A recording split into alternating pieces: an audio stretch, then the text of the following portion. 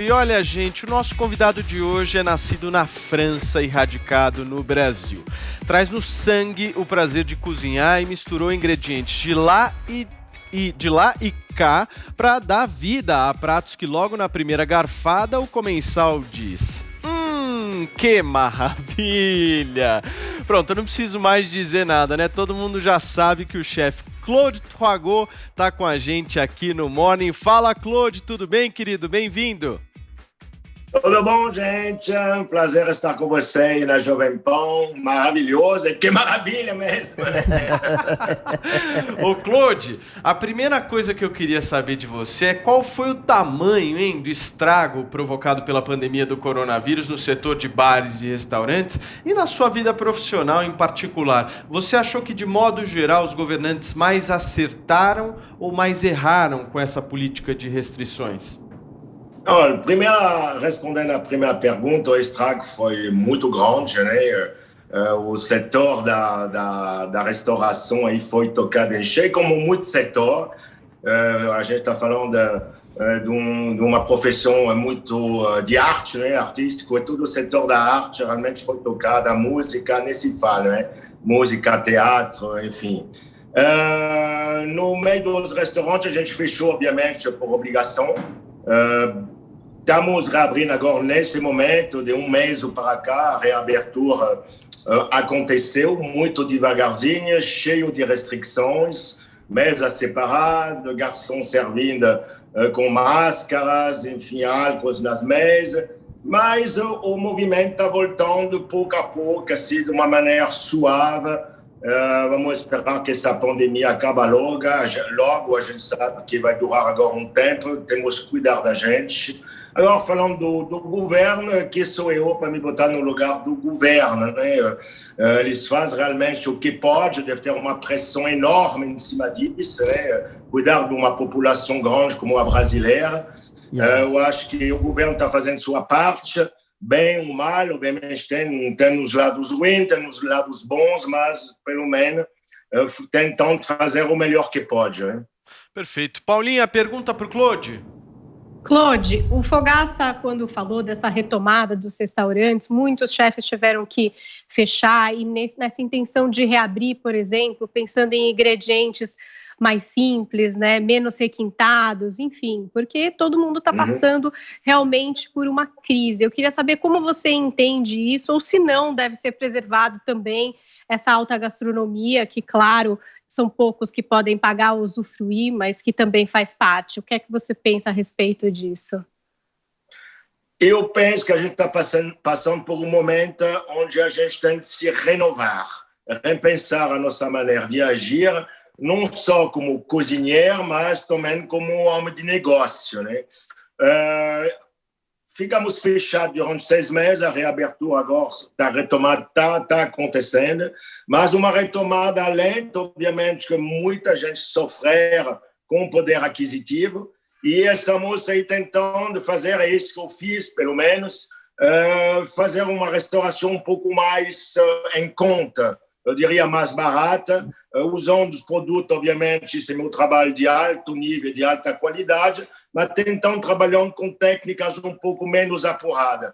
Eu comecei há 4 meses atrás uma nova fórmula com meu grande parceiro de 40 anos, o Batista, um delivery chamado Do Batista, onde realmente atinge uma qualidade de comida um pouco mais popular, uma cozinha mais popular, como picadinha, estrogonofe, feijoada, galinhada, uma cozinha mais brasileira, eu diria, a preço muito em conta, um prato bem farto, R$38. Agora, eu acabei de abrir, no meio da pandemia, não é? A gente tinha de abrir porque o restaurante estava já pronta, com funcionário, com a cozinha já trabalhando. O restaurante Chez Claude, em São Paulo, também na mesma pegada, uma cozinha alegre, uma cozinha gostosa, uma cozinha, diria, quase caseira, porque tudo é servido em panela, e uma cozinha que se aproxima mais do consumidor a um preço menos alta gastronomia. Para responder à sua pergunta, é o momento, é óbvio que com o tempo, a pandemia acabando, a vacina chegando, eu acho que a retomada vai ficar... A gente está falando de 6 meses a 1 ano para frente, né? Eu imagino. Mas vai ter uma retomada e a alta gastronomia estará sempre presente. Sempre tem lugar para alto nível de culinária, né? Perfeito. Joel, sua pergunta. Bom, chefe Claude, bom dia. Você é um dos chefes que, aqui no Brasil, integra aí um time de chefes que tem uma carreira no audiovisual, né, na televisão, se notabilizando muito com isso. Qual que é o ônus? Ou existe um custo, um lado ruim nessa história de virar também um apresentador e um chefe televisivo e não só se focar no lado do restaurante? Olha, a minha sorte é que na televisão eu não sou um ator, né? Eu sou um cozinheiro. A minha sorte é que eu faço uns programas de televisão dentro da minha profissão, que é cozinhar.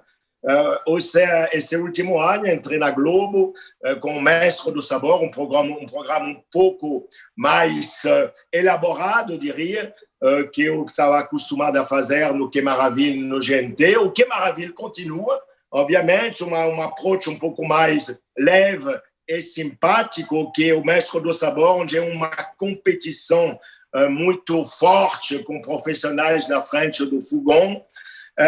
Mas eu aprendi muito. Eu saí um pouco desse lado de cozinheiro para um lado apresentador. E, obviamente, que a Globo atinge milhões de telespectadores aí no Brasil todo. Não, eu não vejo nada assim, eu diria, negativo, ao contrário, é super positivo, ajuda a nossa profissão, ajuda o meu negócio, obviamente, com uma clientela um pouco mais farta, eu diria. Enfim, um lado negativo não tem, um pouco mais conhecido na rua, tirando foto para cá, tirando foto para lá, mas faz parte do jogo e eu adoro fazer isso, inclusive. Não, negativo não tenho. Perfeito. Vini? Bom dia. Primeiro eu quero dizer que eu sou um fã de outro reality seu também na GNT, que é o The Taste, tá? The Taste é maravilhoso. Mas eu queria dizer o seguinte, justamente sobre isso, né? Sobre esse gênero que se popularizou nos últimos anos na televisão, muito por conta do sucesso que perdura até hoje do MasterChef. A Globo, eu acho que até demorou um pouquinho, né, para entrar nesse filão e agora entrou muito bem com o Mestre do Sabor. Eu queria saber de você se você costuma assistir a concorrência, se você gosta de se inspirar também em outros programas ou vai mais no seu jeitão mesmo e direto e reto, o Mestre do Sabor é melhor que o MasterChef? Eu acho que é outro tipo de programa. A diferença, eu diria, entre o MasterChef e o Mestre do Sabor, o Mestre do Sabor foi criado pela equipe do Boninho, pela Globo, em conjunto comigo. Então, é um programa 100% brasileiro, que o MasterChef é um programa internacional que foi comprado fora. Então, já é uma coisa já pré-formatada. Mas o MasterChef é um programa muito bom. O Eric Jacquin é um grande amigo meu. Todo o pessoal que está lá, inclusive no MasterChef, são amigos nossos, cozinheiros de longa data, competentes. E são 2 programas diferentes. A gente tentou, no Mestre do Sabor, ter um programa um pouco menos... uma das marcas, diria, do Mestre do Sabor, é uma das exigências, inclusive, quando eles me convidaram, quando o Boninho me convidou para entrar no Mestre do Sabor, e não fazer uma coisa muito dramática, ao contrário, valorizar o produtor, valorizar o produtor brasileiro, valorizar a comida brasileira, valorizar o cozinheiro, sem assim, exageração, briga, ou, diria, às vezes, grosseria, né? Então, o Mestre do Sabor é isso, é um programa de cozinha, um programa de competição, onde rola realmente, às vezes, um pouco de adrenalina forte, mas ele é um programa amoroso que acolhe e que valoriza o Brasil. Boa. Adriles. Monsieur Claude, bonjour. Claude. Nossa! Falou bem. Que é Tô bem. Meu francês não passa disso. Eu só sei falar de bien, bonjour. Por favor, Adriles, Monsieur Claude, s'il vous plaît. Eu queria perguntar sobre a natureza mesmo do reality show de culinária. eu tenho um dilema em perceber por que eles fazem tanto sucesso. Pelo seguinte, num reality de pessoas convivendo eticamente, disputando, você torce pelo carisma, pela personalidade. Mas num reality de culinária, me dá um desespero, porque eu sinto vontade de comer a comida que está sendo servida lá, e não sou eu que estou julgando. E as pessoas, os telespectadores, acabam torcendo por esse ou aquele, que pode ser um cara bacana, um cara menos bacana, um cara terrível, um cara canalha, mas você nunca vai provar a comida do sujeito para saber quem que você está torcendo de fato. Então eu queria te perguntar, a que você atribui esse sucesso desses programas, desses realities de culinária, sendo que a gente nunca consegue julgar como vocês julgam a comida dos participantes? É difícil, né? Um dia que a televisão pode colocar share, sem share e gosto aí para o telespectador, vai ser uma maravilha, né? Então, eu acho que a gente, primeiro, a culinária, ela mexe com sentimentos, né? Então, quando a gente mexe com sentimentos, a gente mexe com tudo que a gente tem aí no nosso corpo, principalmente na nossa cabeça. Primeiro, olha visual, né? Você vê a comida, se come com os olhos. Segundo, cheiro, né? Obviamente que na televisão o telespectador não sente nada.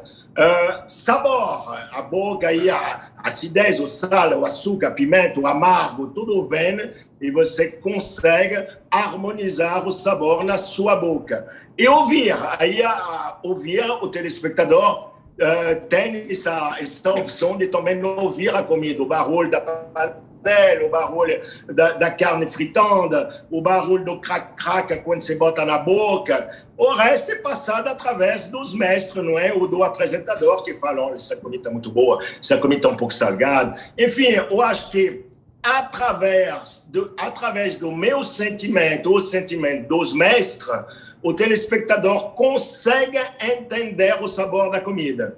É difícil? Vamos tentar. Espero que daqui a alguns anos a gente consiga mais com poder técnico, né? Perfeito. Ô, Paulinha, nós temos perguntas do nosso Twitter aí pro Claude? Eu tenho uma pergunta aqui, que para mim não é um problema jamais, porque eu acho muito legal esse sotaque francês, acho que traz uma bossa, trouxe esse bordão muito bom, que é maravilha, que é incrível, mas eu queria saber, Claude, se isso já foi um problema, se alguém já chegou para você e falou, pô, Claude, melhora aí esse sotaque, será que você não quer perder esse sotaque? Alguém já falou isso para você? Já, o tempo todo, eu nem me entendo, vou te dizer. Às vezes eu olho o programa, estou sentado aí na cama com minha esposa, Clarissa, e aí eu passo um negócio, falo um negócio assim, eu falo para ela, você entendeu o que eu falei? Porque eu não entendi nada. Então, é difícil, tem um sotaque realmente muito carregada e que está entre nós um pouco piorando, cada vez mais, não é? Eu estou achando que com a idade o meu sotaque está assim crescendo. Ouvi uma gravação semana passada, de 30 anos atrás, no Manhattan Connection. O Paulo Francis ainda estava no programa. Chance. E, cara, eu falava muito melhor português. Maravilhoso. Ô, Claude, deixa eu te perguntar uma coisa. Você adotou o Rio de Janeiro como a cidade do seu coração, né? Me corrija se eu estiver errado.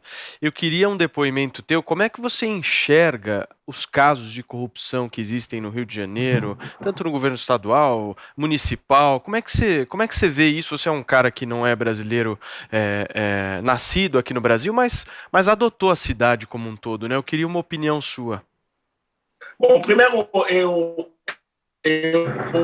amo o Rio de Janeiro, obviamente foi a cidade que acolheu de braços abertos.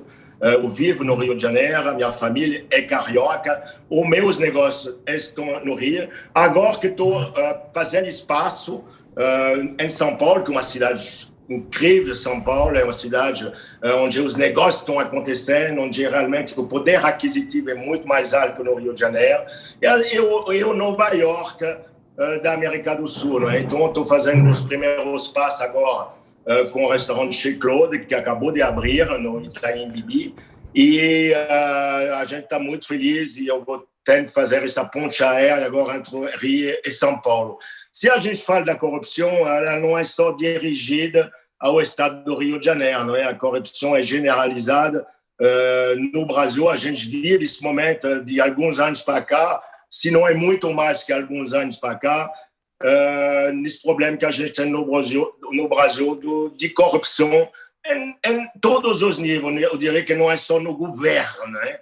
E se a gente fala agora especificamente do Rio de Janeiro, a gente está vivendo um momento um pouco especial, um momento que de alguns governos para cá, realmente, a gente percebeu que está sendo bastante complexa.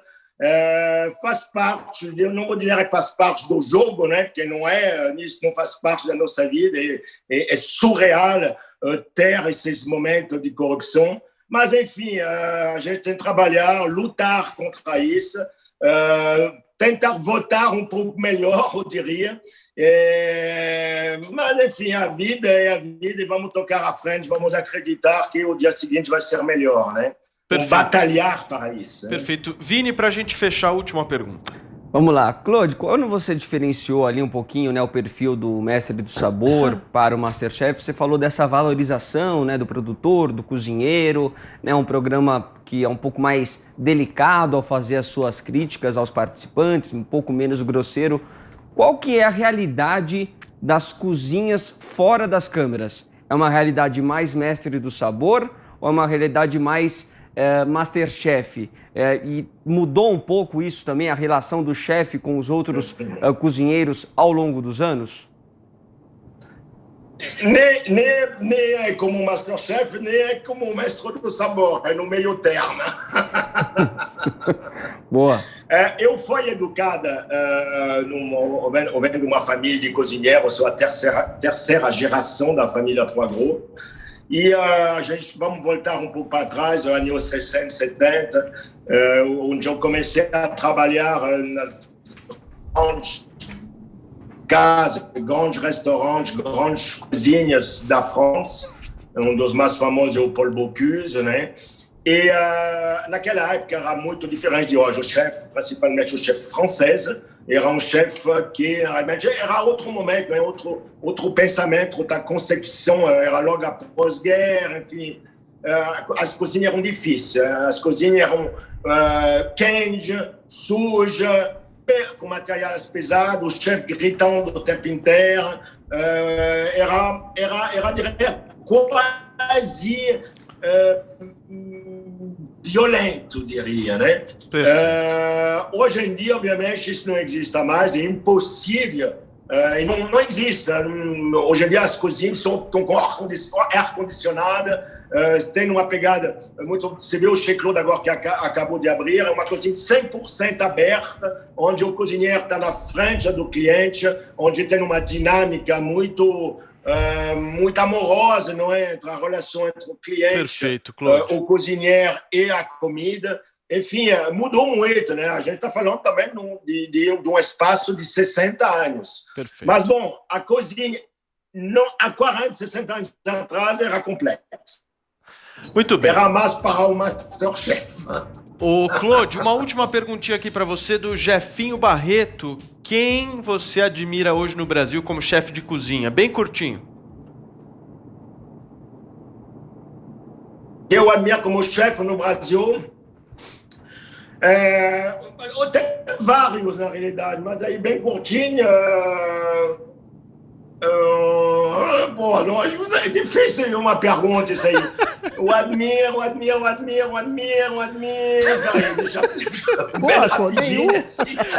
O Batista, Claude. O Batista. Cátia Barbosa. Claude, obrigado, querido. Obrigado mesmo. Claude, onde é que a gente acha o seu serviço aqui em São Paulo, os restaurantes? Bem rapidinho, por favor. O restaurante é no Itaim Bibi. O endereço eu não sei, gente, mas se chama Chez Claude. Muito bem, Claude Troisgros aqui no Morning Show. Claude, obrigado, abração, querido, obrigado pela entrevista. Tchau, gente, obrigado a vocês.